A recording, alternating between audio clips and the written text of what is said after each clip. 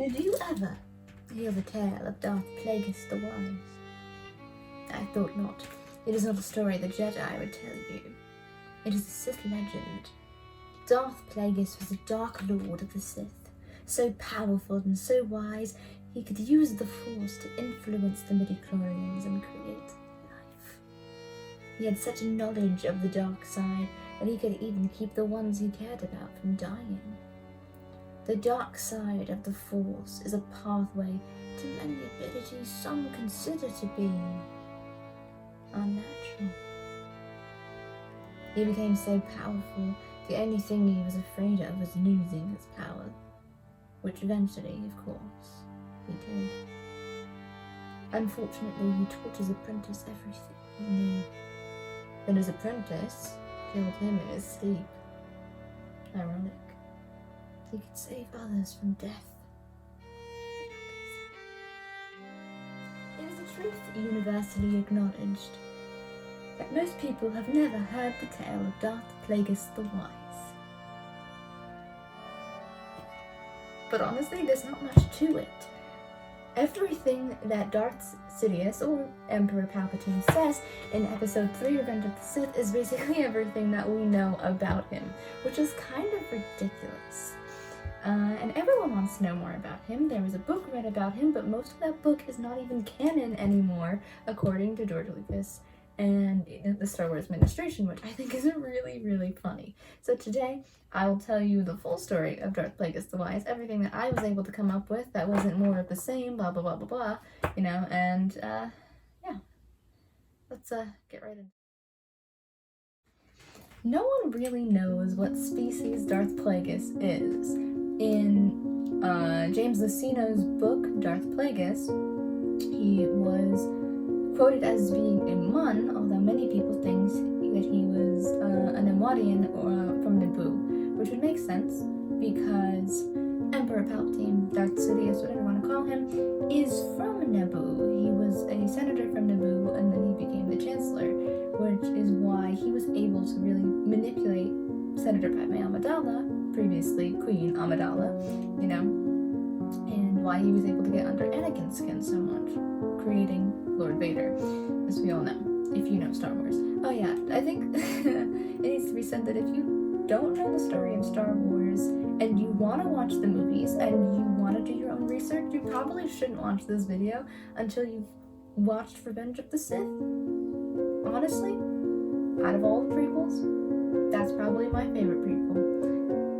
So it's not a bad movie. It's not as bad as Phantom Menace. So I recommend that if you're actually interested in the universe and you want to get into it, that you watch the movies first and then watch the lore later. Let's be honest, does anyone actually like the Phantom Menace? Like, honestly, I mean, yeah, it's a meme, but like, honestly, Revenge of the Sith is probably like the best one just because of Ewan McGregor is so handsome. So, yeah. So, Darth Plagueis.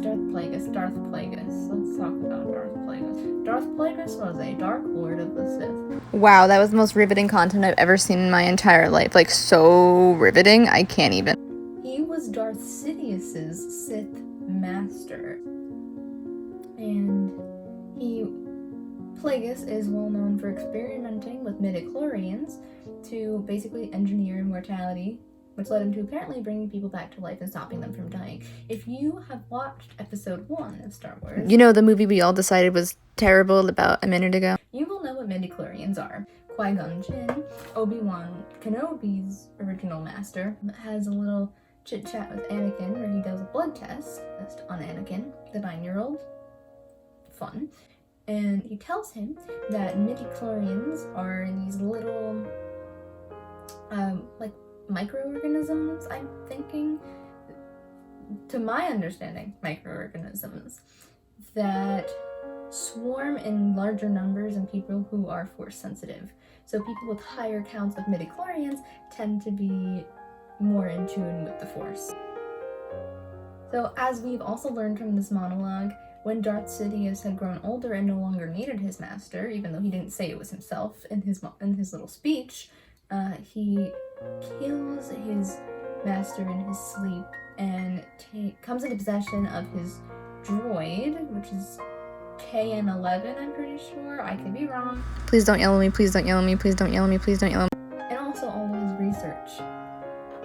And he reminisces on this situation in Revenge of the Sith, because when he becomes the Emperor of the now Galactic Empire, he comes to appreciate the contributions of his murdered master, and how his knowledge and his experimentation had led him to the point that he was to that day. I think a really important thing to note here is the complete contrast between the Jedi and the Sith, as you can see it in this context.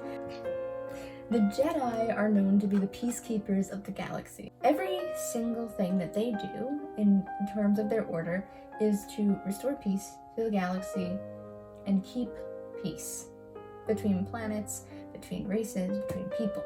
And they do that via their use of the Force, via their use of their light swords, lightsabers, and via their moral philosophy, which is why they got involved in the Clone Wars in the first place. But the Sith, on the other hand, don't have that desire to protect. They have that desire to control. That's because of the dark side of the Force's, extreme pull, and it draws out the negative aspects of humanity. Although, being a Sith is based on emotion and, acknowledging emotion and using it to your advantage, not unrequited love, like pure love, romantic love. That's what, drew Anakin to the Force in the first place. It also can bring out the worst in people. Too much of a good thing is a bad thing. Too much love will lead you to become paranoid, as we can see at the end of Episode 3, Revenge of the Sith. There's a innate desire for power that exists inside every human being. And the Sith joining that force and using that mentality can really bring out the worst in that. Greed skyrockets, the desire for power, lust skyrockets, and that has led to a lot of conflict within the Sith itself in the past. However, there is a solution to this, and it's called the Rule of Two. Let's talk a little bit about this for a minute. This is actually really interesting. The Rule of Two is a philosophy created by Darth Bane, who was the only surviving Sith from the Jedi-Sith War, which occurred about 1,000 years before the Clone Wars. And that war actually occurred because tensions within the Sith rankings themselves went so high, they were so astronomically high, that rebellious peoples started to lash out more against the Jedi, and then people declared war, and then it was a whole situation. And obviously, the majority of the Sith population, besides Darth Bane, was wiped out. So, this Rule of Two was created by Darth Bane as a way for the Sith to overpower the Jedi with power, pure unrequited power, instead of numbers, because obviously their numbers have been decimated. Bane claimed that there could only be 2 Sith, a master and an apprentice, who were to hatch a plot to take over in secrecy, because that is the Sith goal. Complete and utter takeover. The creation of a galactic empire, which is exactly what Darth Sidious and Darth Vader do.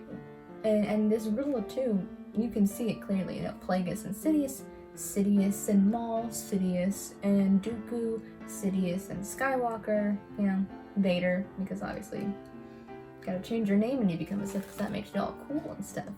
Say what you want to say about Episode 7, 8, and 9. They did do some interesting things. It may not have been executed in the best way possible, in the way that most Star Wars purists would have preferred, but it happened.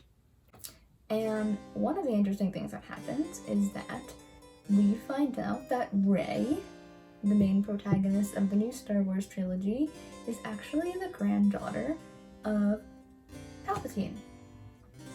I mean, the more I think about that, the more I ask the question, who would want to smash that? Because, ew. Even in the Clone Wars when he was younger, no. I don't really think this is a spoiler anymore, it's been out for a couple of years. In Episode 9, Rey travels to the planet of Exegol to face her grandfather. And the thing about Exegol is that when, at the end of episode 6, when Darth Vader and Luke throw Sidious, when they throw him off the platform, the writers of the movie claim that he reflected on his situation and prepared himself for his death, unlike his master Plagueis, and called on all the power of the dark side to leave his body and thrust his consciousness far away to a cloned body created by the Sith Eternal on the secret Sith world of Exegol. And the Sith Eternal are those weird people in the stands in episode 9. They're like Sith clergy. He couldn't have created that clone body without his master, the one, the only, Darth Plagueis the Wise. It could have been cool. It could have been cool. A lot of things could have been cool, but Star Wars is owned by Disney now. So a lot of that coolness kind of got thrown out the window when they were bought. It's okay. It's okay. We're okay. We're okay. So that was the story of Darth Plagueis the Wise. I really hope you liked this video. If you want me to do more Star Wars lore, I'm gonna do it anyways. If you don't want me to do it, I'm gonna do it anyways, because I'm having fun, okay? Maybe next time I do one of these videos, I really want to do a deep dive into Mandalorian culture and the background of Mandalore, the planet, the downfall of Mandalore, that spicy romance between Obi-Wan Kenobi and the Duchess Satine of Mandalore. There's a lot to unpack there, and how that's gonna, lead into the next season of The Mandalorian, which I'm very, very, very excited about. Yeah, there's so much stuff to talk about Star Wars and about, honestly, anything. I want to talk about everything. I might do a Marvel deep dive, I just want to have some fun and start some cool conversations. That's all I'm really here to do. So yeah, I also wanted to say that I'm sorry I didn't post for 3 weeks. I had AP exams, I was stressed, and I wanted to cry every single minute of every single day. So I figured for my mental health, I would take a break. And now I'm completely done with school. I'm graduating next week. I'm very happy. I'm going to college. I'm excited. And I don't feel creatively drained anymore. So now I can let myself expand a little bit. And tell me if the spooky lighting was a bit too much, because I kind of like this filming setup. I actually kind of like this setup. Yeah. Okay, so I hope you enjoyed the tale of Darth Plagueis the Wise, and I hope he doesn't haunt your dreams. It wasn't that scary, actually. It's fine.